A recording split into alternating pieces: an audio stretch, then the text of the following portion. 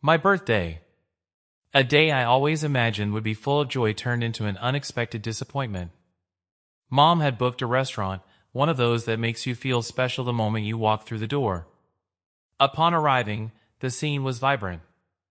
Warm lights, the clinking of glasses, lively conversations.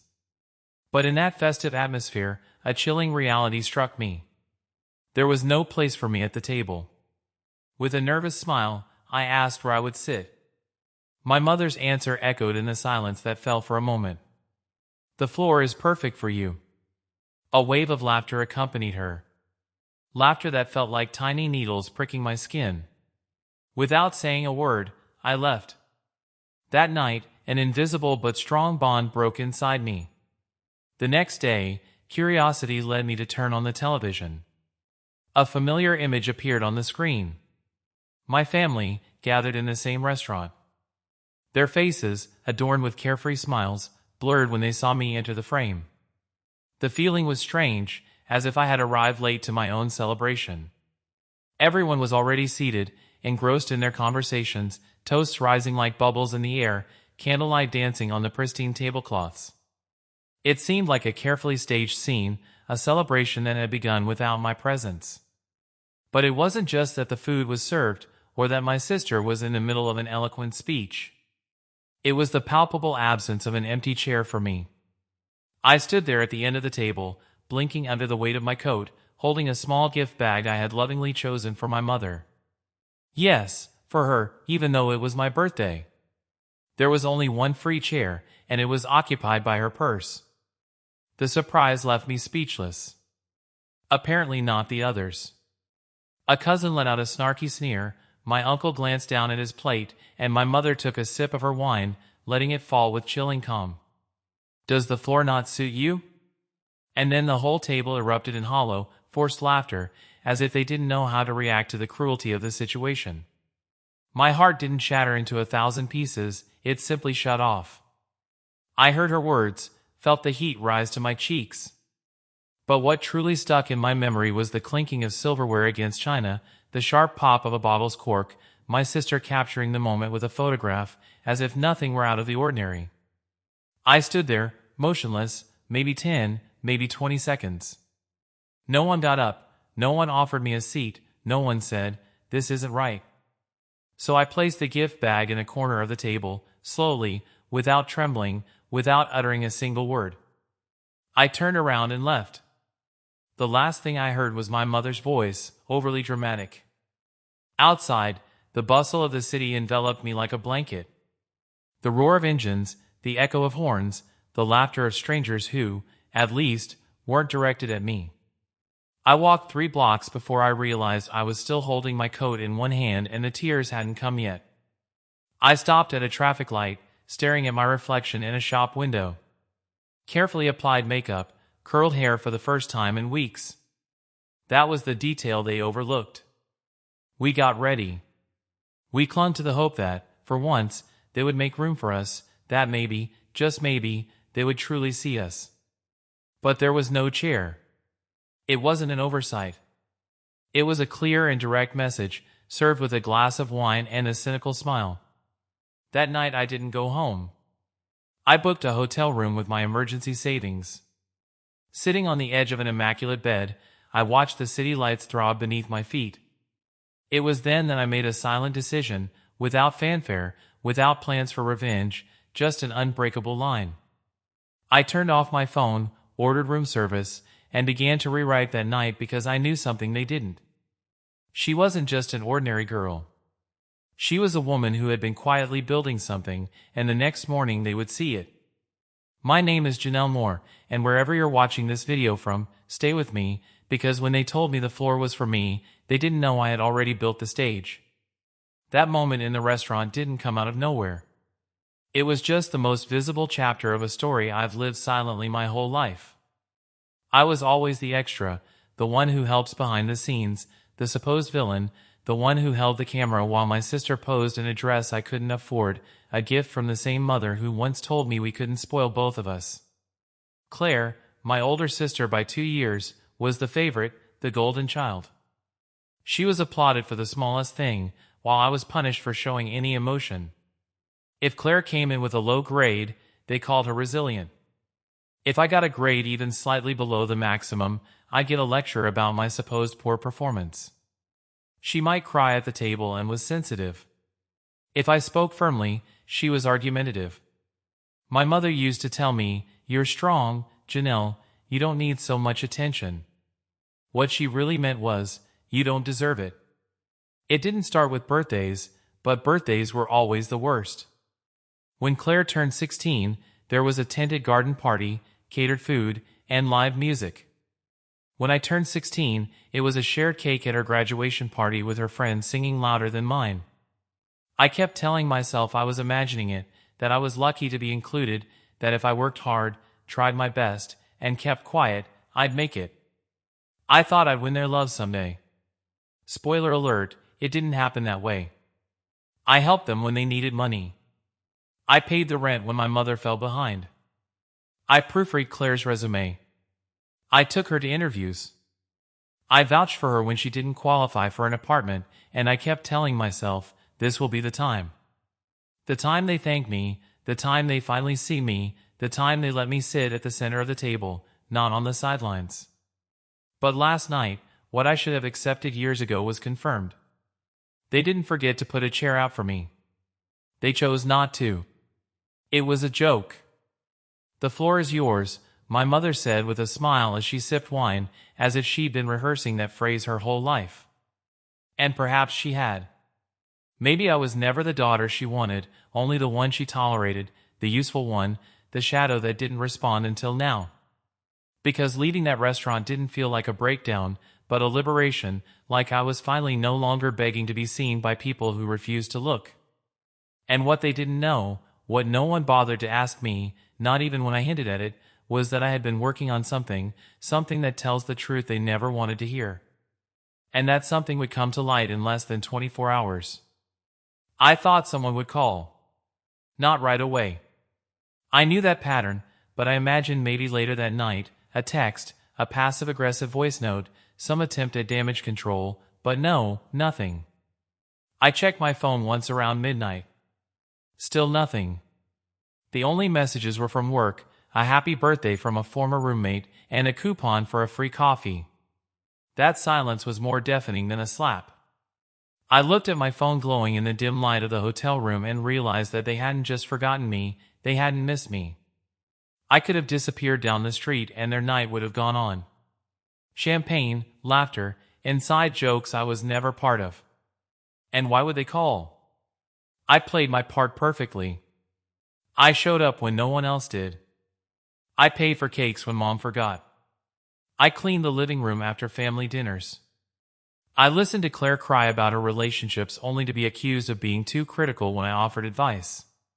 They never saw me leave because they never noticed I was there. So I stopped waiting. At 1 a.m, I turned off my phone and opened my laptop.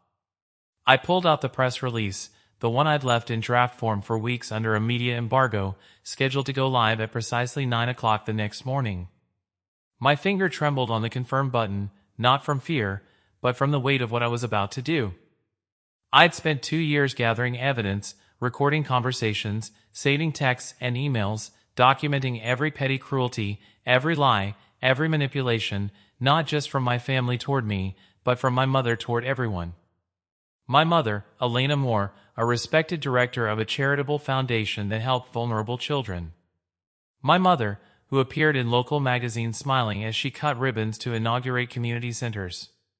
My mother, who diverted funds from that same foundation to pay off Claire's credit cards so she could buy her that car she could never afford to maintain, to finance her vacation in Europe while I worked double shifts. I always knew it. I had irrefutable proof, the kind of evidence that would not only destroy his public image but could also have serious legal consequences, proof that would shatter the impeccable facade he had cultivated for decades. I took a deep breath and pressed send. The press release was scheduled. Journalists from 3 different media outlets would receive a complete dossier with all the documentation at 9 a.m., just in time for the morning news frenzy. I attached a video, my full testimony recounting my side of the story. I sank down onto the pillow, feeling a strange calm. There was no turning back. For the first time in my life, I felt like I was in control. It wasn't revenge he sought, although that would surely be the interpretation. It was justice. It was the truth, finally making visible what had always been hidden. I slept soundly that night without nightmares. When I woke up, the clock read 8:30 a.m. I ordered a coffee from room service and turned on the television, tuning into the local news channel. My heart pounded, but my hands remained steady. I recalled countless times when my voice had been silenced. On my 5th birthday, when Claire blew out the candles on my cake and everyone applauded when I turned 13, when I asked for a bicycle and received an advanced math book, as if I always had to try harder. At my college graduation, my mother arrived 2 hours late and left 15 minutes later because Claire had a supposed emergency that turned out to be a date with her then boyfriend. I remembered the time I got pneumonia and spent 3 days alone in my apartment with my calls ignored.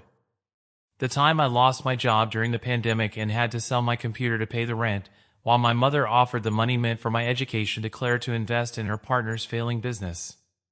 And more recently, Claire's nomination for a local award for an innovative community project that I had actually conceived while working for her as an unpaid assistant. My name never appeared on any documents. On the day of the ceremony, I was asked to take the photos, but what happened the night before, that was different, deliberate, calculated, a public humiliation in front of the entire extended family, orchestrated because I had recently started setting boundaries, saying no to her constant requests for money or favors. And they hadn't liked that. My phone started vibrating on the nightstand. It was 9:05 a.m.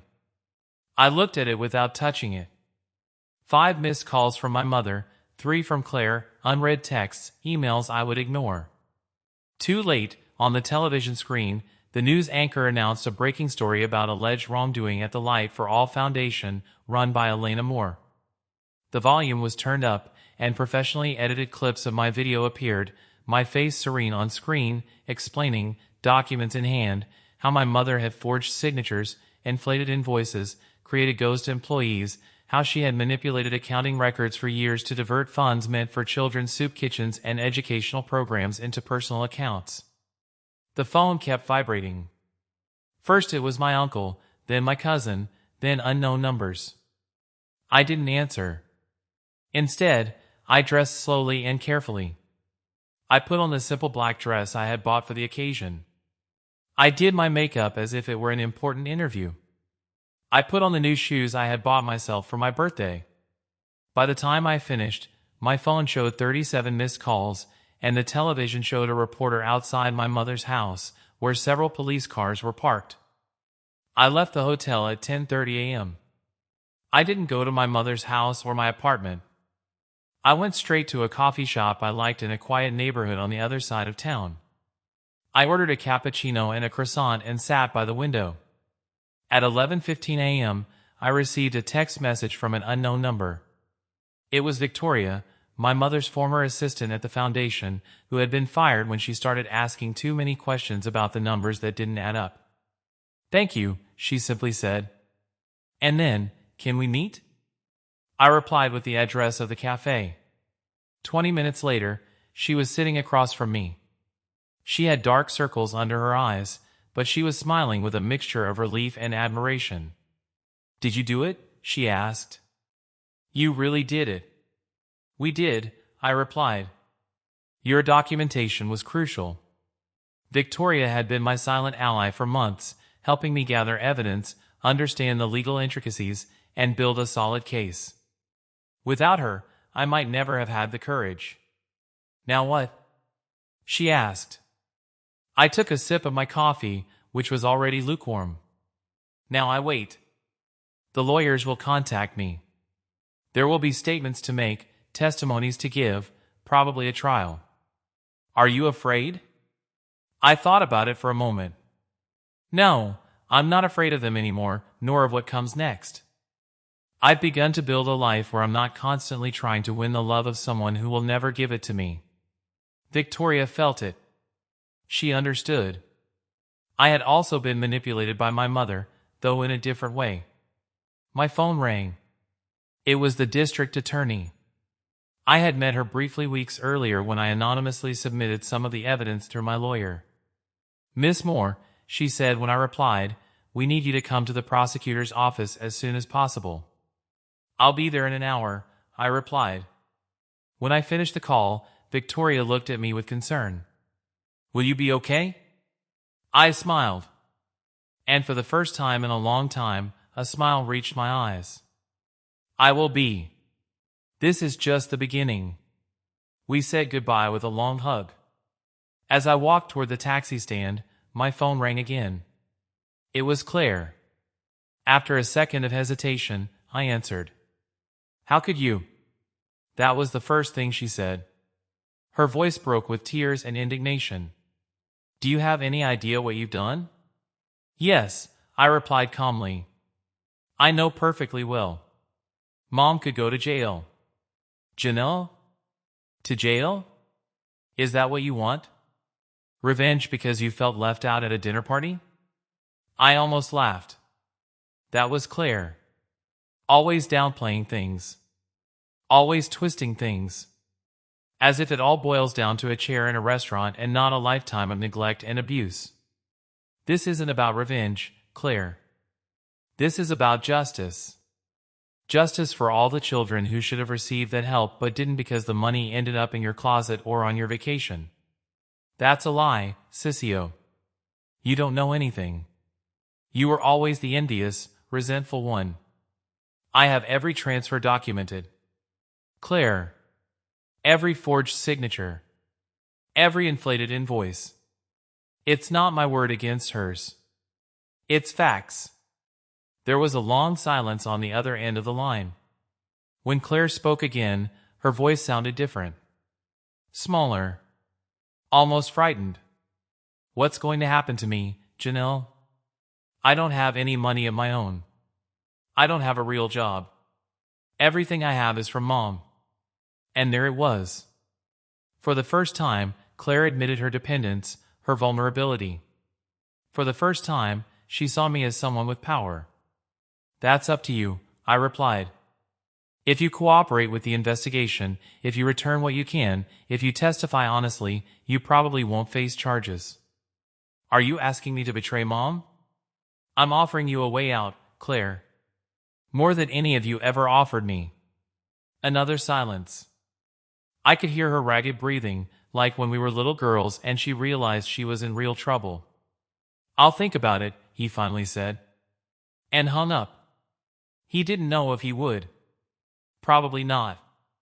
Claire had always been loyal to our mother, even when that loyalty harmed her. It was part of her role in the family dynamic, the perfect daughter, the extension of our mother's wishes. In the back of a taxi, on our way to the prosecutor's office, my mind was a whirlwind as I checked my email inbox. 3 interview offers from major national media outlets, 2 publishing proposals to turn my story into a book, and a message from a documentary production company wanting to bring my story to the screen. It had all happened in the blink of an eye. In less than 24 hours, the one who had always been the invisible daughter, the one who went unnoticed, had become a voice everyone wanted to hear. It was a strange feeling, a mixture of power and fear that chilled me to the bone. For countless nights, I had dreamed of this moment, of the day the truth would come to light, of the shattering of my mother's flawless image, of the vindication of all the pain I had silently endured. But now that it was happening, an unexpected emptiness settled in my chest. It was like climbing the highest mountain only to discover that the view from the summit didn't match the idealized image I'd constructed in my mind. It wasn't regret, I didn't lament my actions, but a profound understanding that this act of justice, however necessary, didn't have the power to erase the scars of the past. It wouldn't bring back the unspoken birthdays, the words of encouragement that never came, the hugs that were always elusive. Justice was a crucial step, yes, but it wasn't synonymous with reparation. The taxi stopped in front of the imposing prosecutor's office building. I paid the fare and took a deep breath before opening the door. A swarm of journalists waited at the entrance, but they hadn't yet recognized me in person. I knew that invisibility would be short-lived. Upon crossing the threshold, I was greeted by Prosecutor Miranda Valenzuela, a middle-aged woman whose penetrating gaze and firm presence immediately commanded respect. Miss Moore said, shaking my hand firmly. Thank you for your promptness. We have much to discuss. She led me to a conference room where 3 other people were waiting. A young but serious-looking assistant district attorney, an observant-looking detective, and my lawyer, Rafael Mendoza, whom I had hired weeks earlier, anticipating this crucial moment. Your mother was arrested this morning, the district attorney informed us once we were all seated around the table. We are executing search warrants at both the foundation and her residence. Your testimony, Miss Moore, has been instrumental in getting us this far, but we need your full statement to solidify our case. I nodded firmly. I'm ready. For the next 4 hours, we went through every detail, every document I had meticulously collected, every surreptitiously recorded conversation, every suspicious transaction I had managed to trace.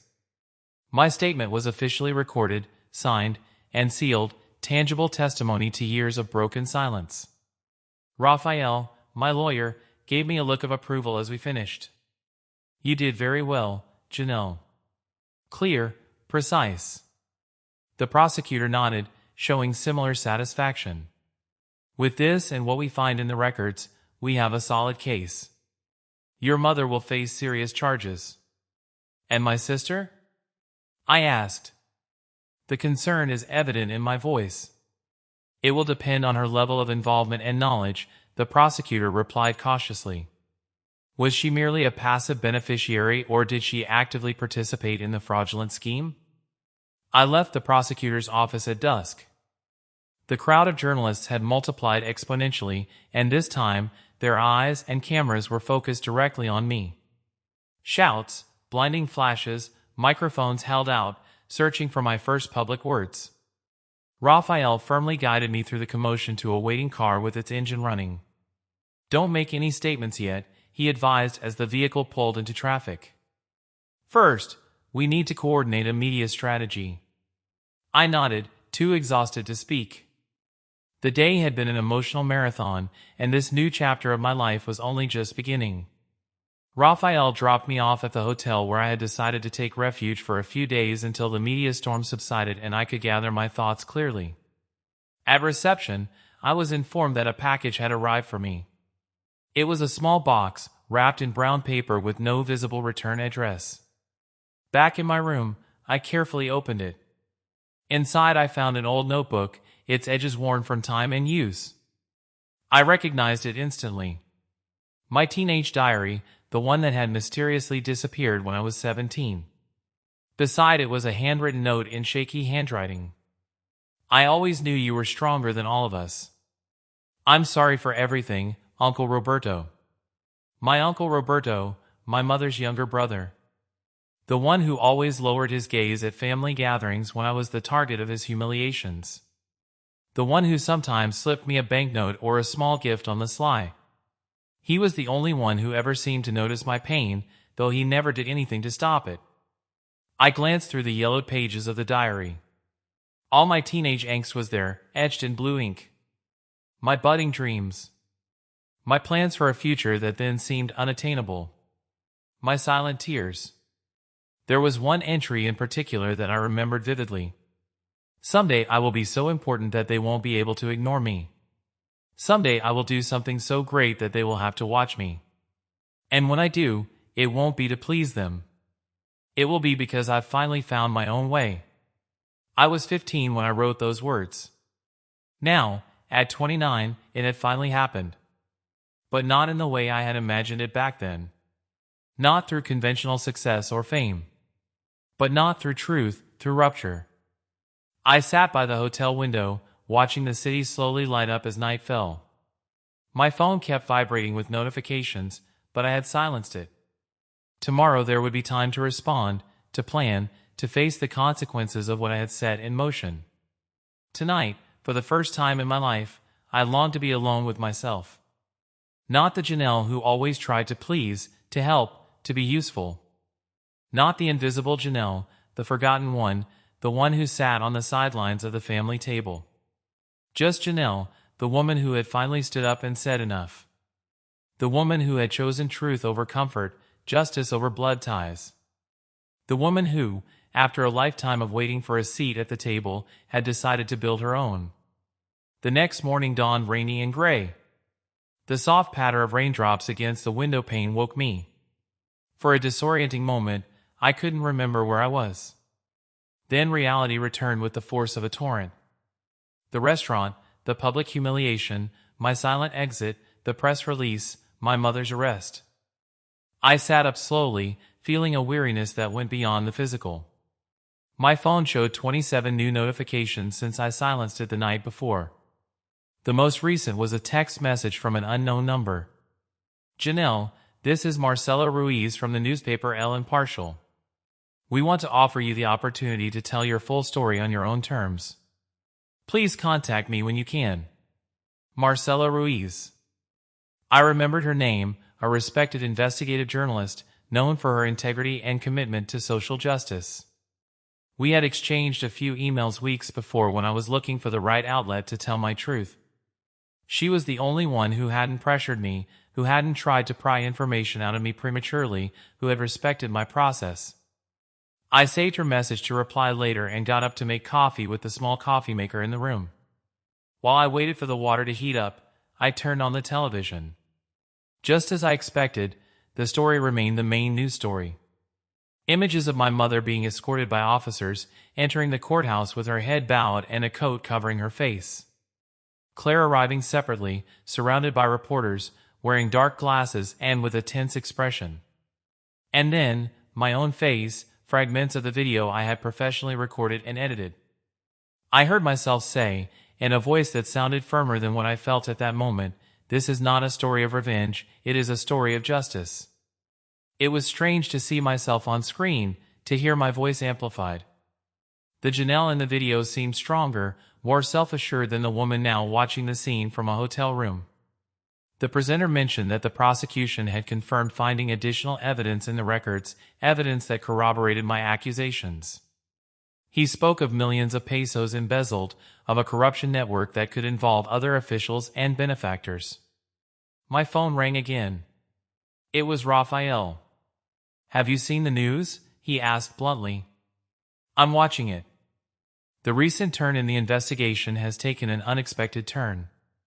The prosecution has uncovered disturbing connections that reach influential political figures at the local level. The magnitude of this network appears to extend far beyond what was initially anticipated." A pang of anguish gripped my chest. What implications would this have for my situation? Raphael's answer was direct and serious. "This means your safety becomes an even higher priority. You must prepare yourself mentally and logistically for a legal process that could last for months, perhaps even years." Protection? What exactly are you talking about? I asked, feeling uncertainty growing inside me. Raphael paused briefly. His gaze showed concern. "Janelle, your mother has connections with powerful people who could be directly affected if she decides to cooperate with the authorities to get a reduced sentence. We've already received some, shall we say, unfriendly communications." A chill ran down my spine at her words. Veiled threats.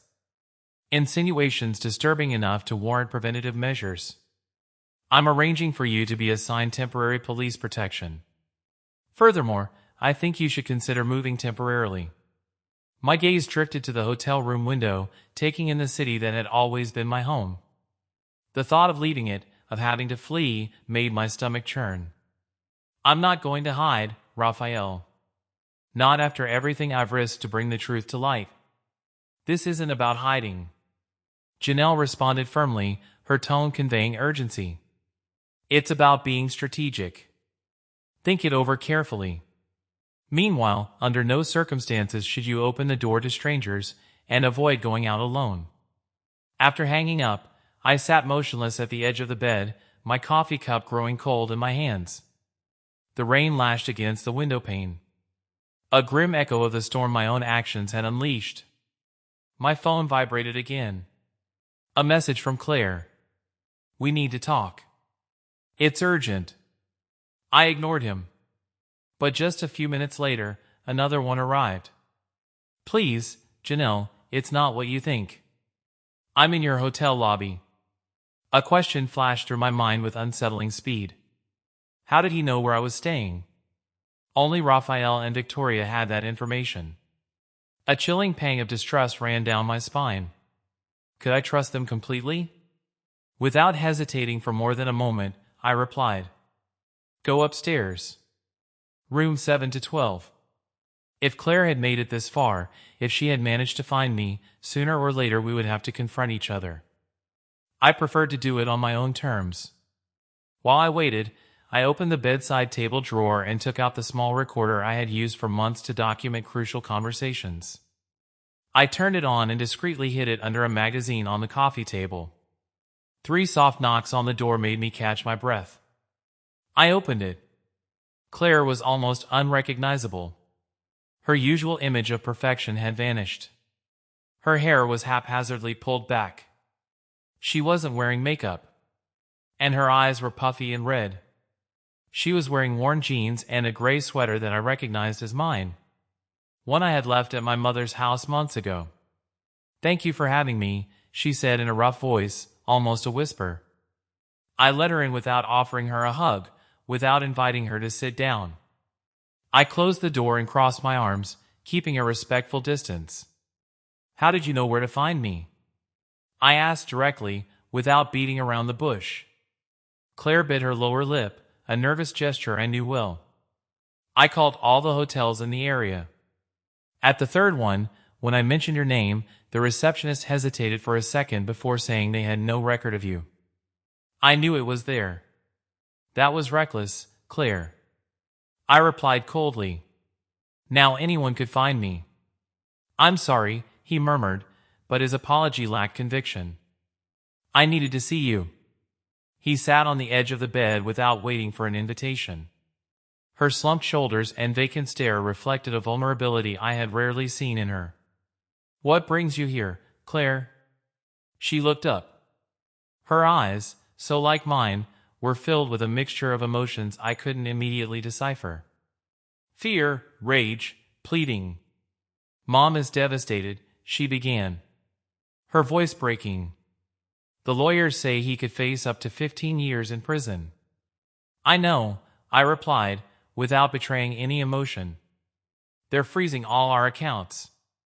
The bank already notified me that my apartment mortgage is under review because it was purchased with possibly illicit funds." I said nothing.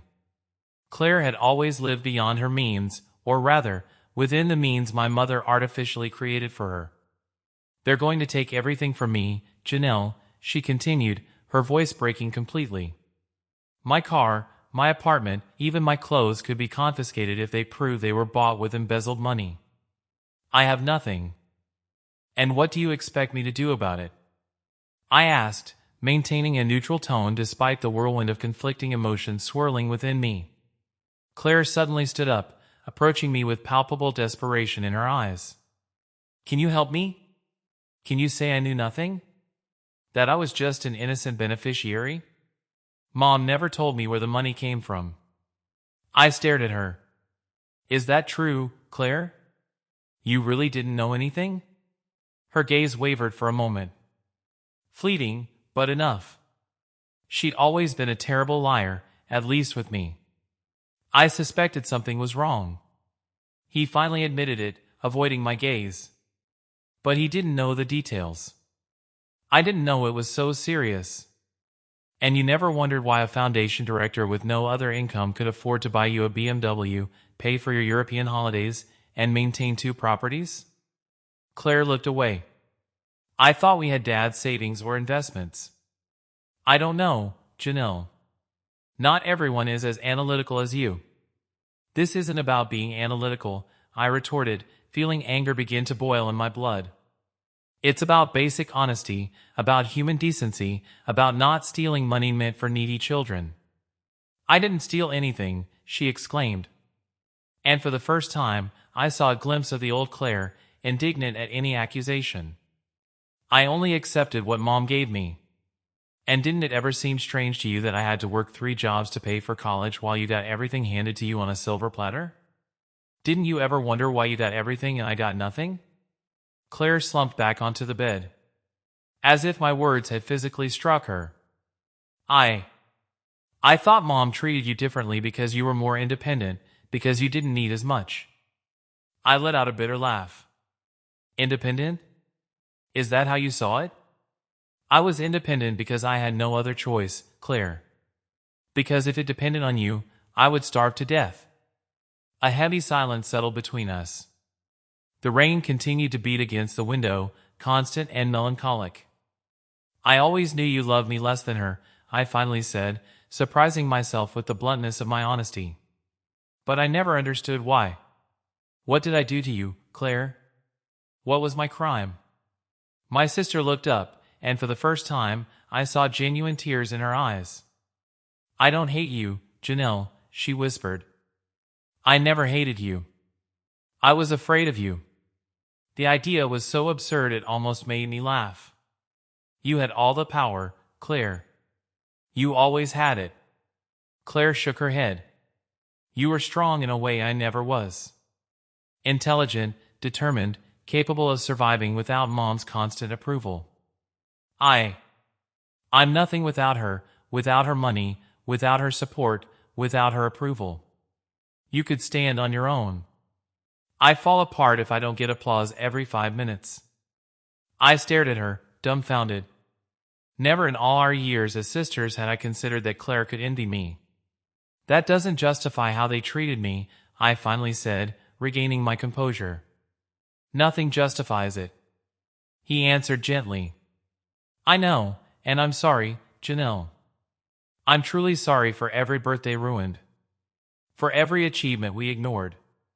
For every time we let Mom belittle you without standing up for you. I wanted to believe her. A part of me, the little girl who had always longed for her older sister's love, wanted to accept her apology and hug her. But the adult woman who had endured years of neglect and cruelty knew better. Do you feel good enough to testify against Mom?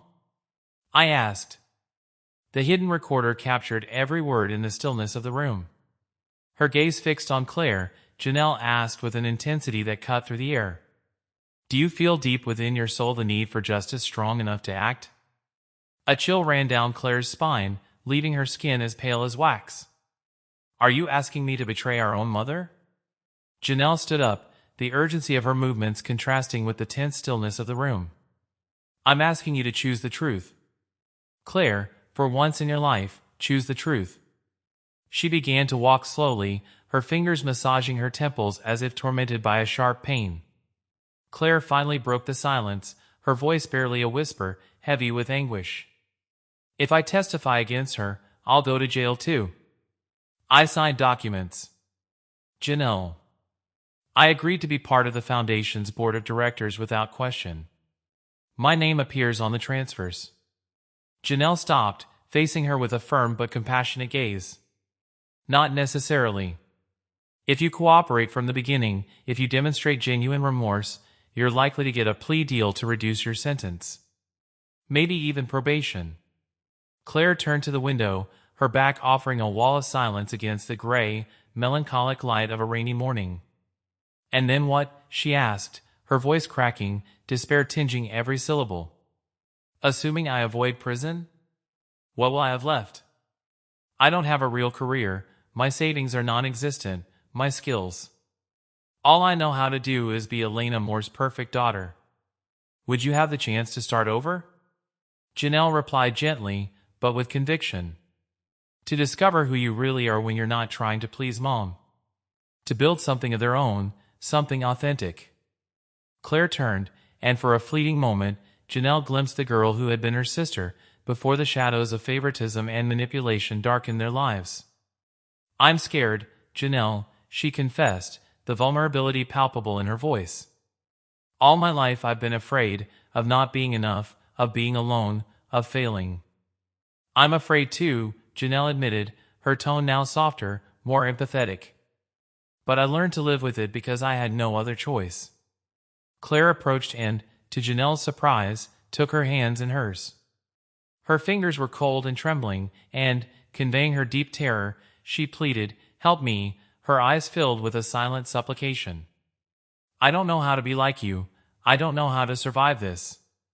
Janelle looked into her eyes, scrutinizing every corner for any trace of manipulation.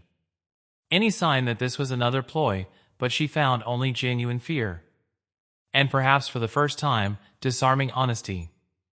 "I can't stop what's already happening," she explained with a painful calm. "And I don't want to. What Mom did, what they both did, was wrong. There must be consequences." Claire nodded, her gaze falling to the floor as if the weight of her actions were too heavy a burden. "But I can help you navigate this," Janelle continued, offering a glimmer of hope in the darkness. "I can introduce you to my lawyer. I can advise you on the best way to cooperate. And when it's all over, if you truly want to change, I can help you find your own path." "Why would you do that?" Claire asked, her confusion genuine. "After everything we did to you," Janelle carefully considered her response. "Why?" Indeed. What compelled her to offer help to someone who had been complicit in her suffering? "Because I want to be better than you," she finally said, her voice firm. "Because I don't want resentment to consume me, and because despite everything, you're my sister, the only family I have left." A sob escaped Claire's lips, and without warning, she threw herself into Janelle's arms. Her body trembled against hers. Janelle hesitated for a moment before responding to the hug. Part of her still distrusted, still feared this was another manipulation. But then she felt Claire's tears soak her shoulder. She heard his ragged breathing, and something inside her gave way. Not completely, not unconditionally, but enough to raise her arms and lightly encircle his back. "This doesn't mean I forgive you," Janelle clarified as they separated, maintaining a cautious distance. "Forgiveness you'll have to earn with actions, not words or tears." Claire nodded, wiping her face with her sweater sleeve. "My sweater," Janelle thought with a touch of irony. "I understand, and I will, I promise." "Don't promise me anything yet," Janelle replied seriously. "First you have to decide what you're going to do, whether you're going to face this honestly or follow Mom's path." Claire rummaged through her bag until she found a handkerchief. She blew her nose and then looked at Janelle with a determination she'd never seen in her before. "I want to do this right," she said. Her voice trembled slightly, but her gaze was steady. "Even though it scares me, even though it hurts." "Fine," Janelle replied. And for the first time since Claire had entered his room, he offered her a small smile. A glimmer of hope in the midst of the storm. "It's a start." She gave her Raphael's number and advised her to contact him immediately to schedule a meeting. She explained that she would have to be completely honest. Any lies or half-truths would only worsen her situation. As I walked her to the door, Claire paused for a moment. A melancholic expression crossed her face. "Do you know what's most ironic?" she asked with a bitter smile. "Mom always said I was the strong one, the successful one, the special one. But you're the one who survived without her support. You're the one who built something real. Something personal." "Claire," Janelle said softly, her heart echoing her sister's pain. "We were both victims of his lies, though in different ways. You're not weak. They just convinced you were to keep you dependent." Claire looked at her with a mixture of surprise and something akin to hope. A faint spark in the darkness. "Do you really believe that?" "Yes," Janelle answered honestly. "Now you have the opportunity to discover who you truly are without his influence. It's terrifying, but also liberating." Claire nodded. And for a brief moment, Janelle glimpsed the person she could become if she managed to break free from her mother's chains. "I'll call you after I speak with your lawyer," Claire said, a new determination in her voice. "Do it. And Claire, be careful. Not everyone in this situation is a friend." After Claire left, Janelle turned off the recorder. She wasn't sure if she'd ever need that conversation as evidence, but years of mistrust had taught her to document everything. She poured herself another cup of coffee and looked out the window again. The rain had eased, becoming a light drizzle that sparkled in the occasional rays of sunlight that filtered through the clouds. Her phone rang. It was Victoria. "Can we meet?" she asked without preamble, the urgency in her voice palpable. "Is there something you need to know?" The tension in her tone put Janelle on alert. What's going on? Not over the phone, Victoria insisted. It's about your mother and someone else. Someone you didn't expect to be involved. A knot formed in Janelle's stomach. Give me an hour. I'll see you at the cafe from yesterday. As she showered and dressed, her mind raced through all the possibilities. Who else could be involved? Some local politician taking bribes? Another family member she hadn't met when she was about to leave? She received a message from Raphael. Your mother is negotiating a deal with the prosecution. He wants to plead guilty in exchange for leniency. The news took her by surprise. Elena Moore had never been the type to admit her mistakes. If she was willing to plead guilty, it meant either the evidence was overwhelming or she was protecting someone else. She took a taxi to the cafe, keeping an eye on the rearview mirror to make sure no one was following her. Paranoia was starting to feel like a constant companion. Victoria was already there when she arrived, sitting at a table in the back, away from the windows. Her face was tense, and she was holding her cup with both hands, as if seeking warmth. Thank you for coming, she said as Janelle sat down across from her. What's wrong? Janelle asked directly, anxiety gnawing at her. Victoria glanced around before leaning towards her and lowering her voice. Someone broke into my apartment last night. A chill ran down Janelle's spine. Did they take anything? Nothing valuable, Victoria replied, her voice heavy with unease. But they went through my files. The printed copy of the documents I gave you about the foundation disappeared. Did you call the police? Janelle asked, her mind beginning to connect the dots. Yes, but I don't trust them completely. Not after what I discovered this morning. Victoria took a tablet out of her bag and slid it toward Janelle. On the screen was a photograph. Her mother was smiling next to a man in a police uniform. Commissioner Hector Fuentes? Janelle asked, surprise and confusion mingling.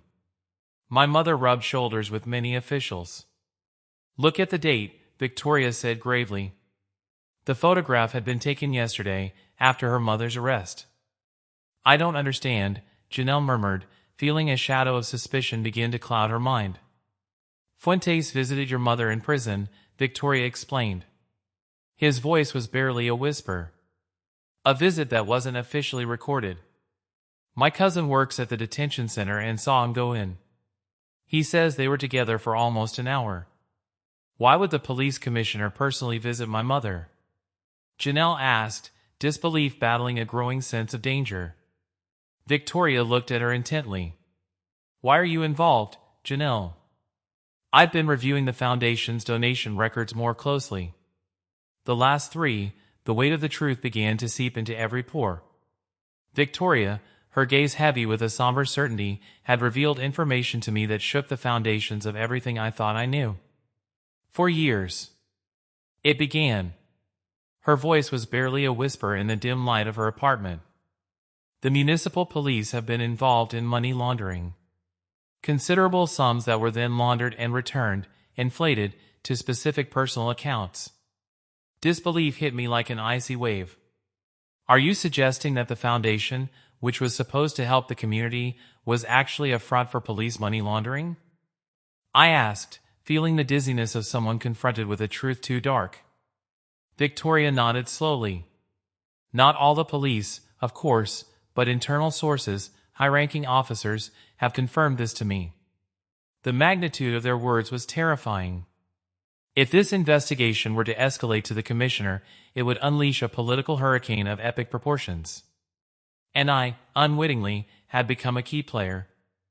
A threat to individuals with far greater power than I ever imagined.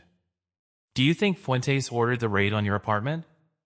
The question came out almost as a confirmation of a suspicion that was already gnawing at me. A shiver ran through Victoria's body as she nodded.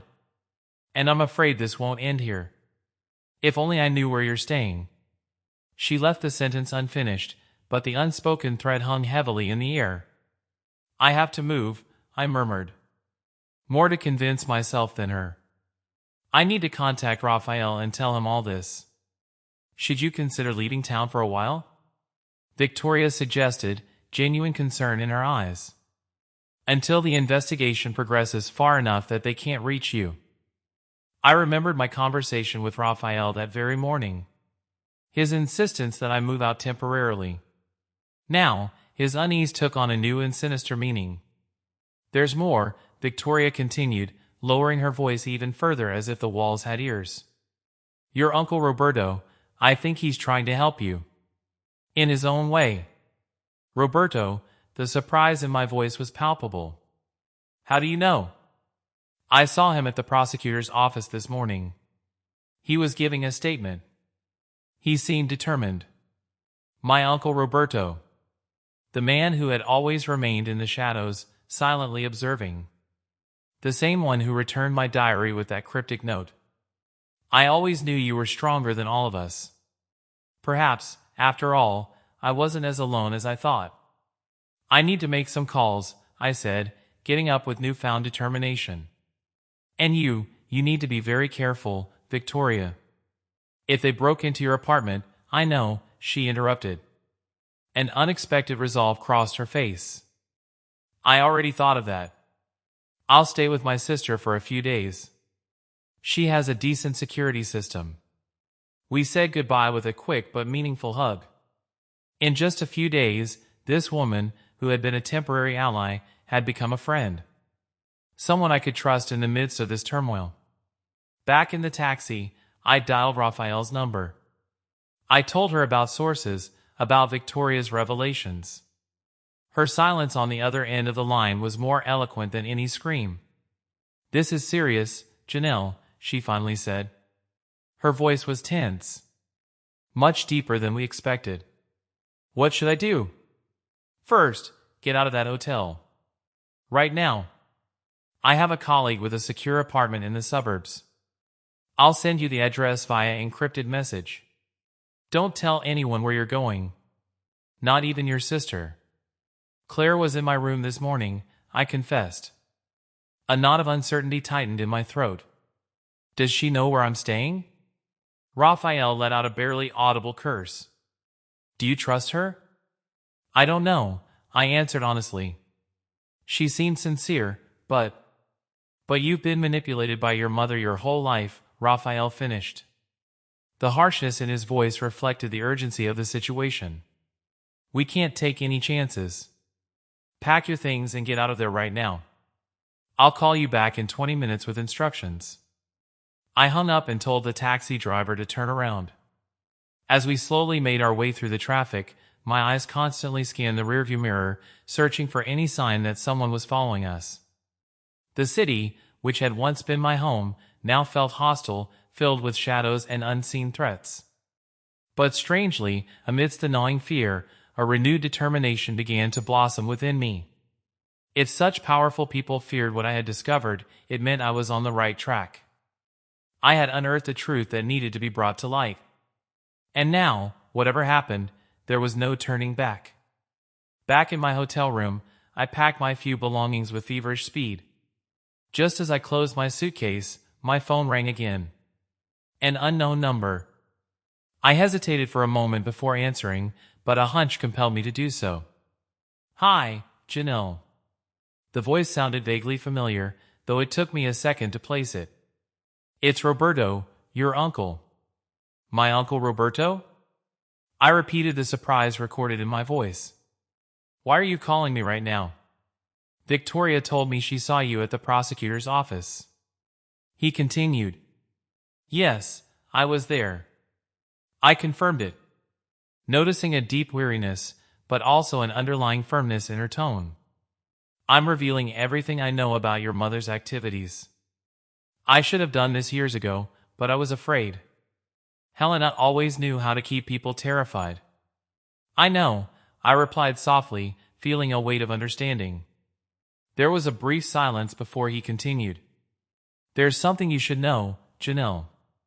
Something that might explain a lot, though it doesn't justify it. It's about your father. The real reason why your mother always treated you differently. My heart skipped a beat.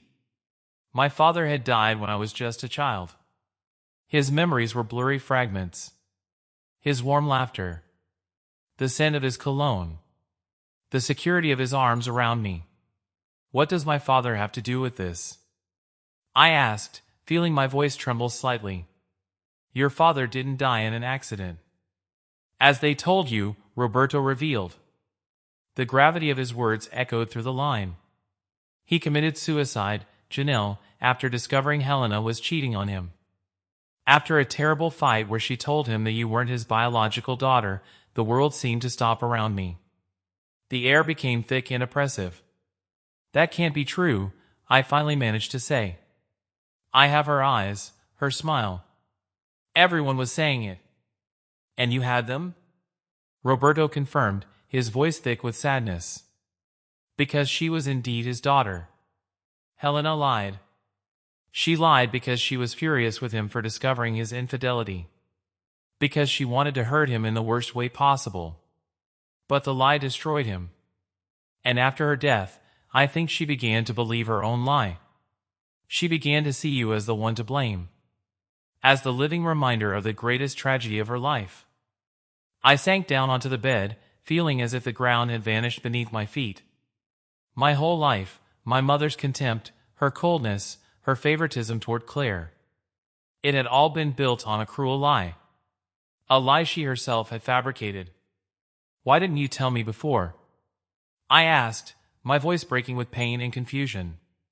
Because I'm a coward. Janelle, Roberto admitted, the suffering palpable in his voice. Because Helena threatened to destroy me if I ever. The line cut off, leaving an icy silence on the other end. For a long time, I kept quiet about certain mistakes from my youth. The truth is, I hesitated, wondering if revealing it would cause you more pain than relief. Now, warm tears streamed down my face. A silent cry. All my life I believed there was something fundamentally wrong with me. Something that even prevented my own mother from loving me. I'm so sorry, Roberto murmured. And her voice trembled with the same sorrow I felt. But I needed to know now. Because Helena is using that old lie again. She's telling the prosecution that your accusations are pure revenge. That you've always been consumed by envy for not being a real Moore. She's trying to discredit you. I wiped my tears with the back of my hand. The initial sadness quickly transformed into indignation. Into a sharp rage. Do you have proof of what you're saying? Anything to show that my father was really my father? Yes, Roberto replied firmly. I kept the letters Antonio wrote before he died. Letters where he talks about you. Where he expresses a father's love for his little daughter. And I have the results of a DNA test he secretly took shortly before he left. A test that confirmed what his heart already knew, that you were his daughter. My mind was spinning, trying to process this revelation. My entire existence had been built on a falsehood. A cruel lie that had poisoned my childhood. My relationship with my mother. My own self-esteem. I need that proof, Roberto.